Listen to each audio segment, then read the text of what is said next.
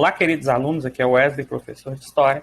Nós vamos falar sobre o mundo moderno e a conexão entre as sociedades africanas, americanas e europeias. Então, a aula para o 8º ano, a semana 2 do PET 1, é basicamente uma revisão de tudo aquilo que vocês trabalharam no 7º ano, de algo que vocês trabalharam no 7º ano.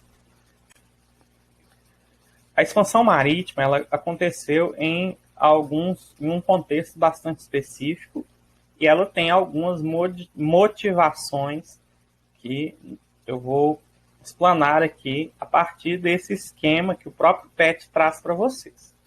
Quais que são os antecedentes? Havia uma necessidade de expansão econômica, principalmente por causa da questão das especiarias. Especiarias, naquela época, elas eram muito importantes para a conservação dos alimentos e eram também um produto muito caro, justamente por causa que o comércio no mar Mediterrâneo e o intercâmbio entre o Mediterrâneo e a Ásia, que fornecia esses produtos, havia uma interseção entre genoveses e comerciantes também de Veneza. Nesse sentido, o produto saía muito caro e Portugal, por exemplo, já pensava em buscar uma nova rota para o que eles chamavam de as Índias. E isso foi uma das motivações pelas quais levaram os europeus a se lançarem ao mar para as grandes navegações. Nesse sentido, também existem outras motivações, por exemplo, a motivação religiosa, de expansão da fé católica, a expansão aí em busca de metais preciosos, no contexto do mercantilismo e do absolutismo,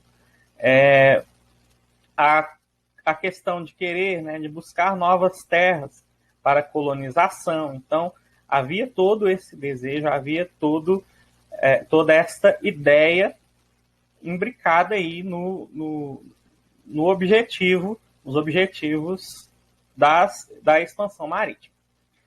Mas por que nós temos aí Portugal como o primeiro? Por que ele foi pioneiro?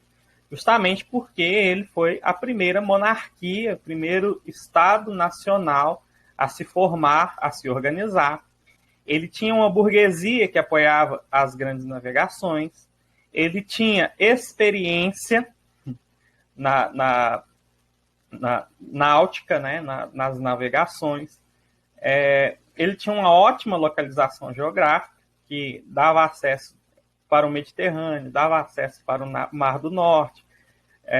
Então, assim, havia condições ótimas para Portugal expandir expandir por meio do mar, né?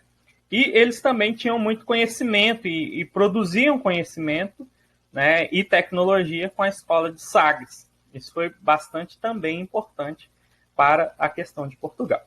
Havia nas grandes navegações uma questão do imaginário popular.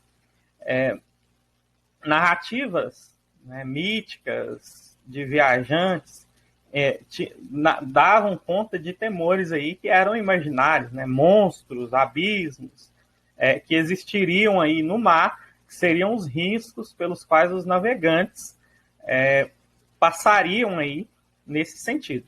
E é interessante que nós observemos que haviam, sim, riscos muito, muito reais e muito grandes ao se falar em navegações com a tecnologia que o pessoal tinha, se nós formos pensar.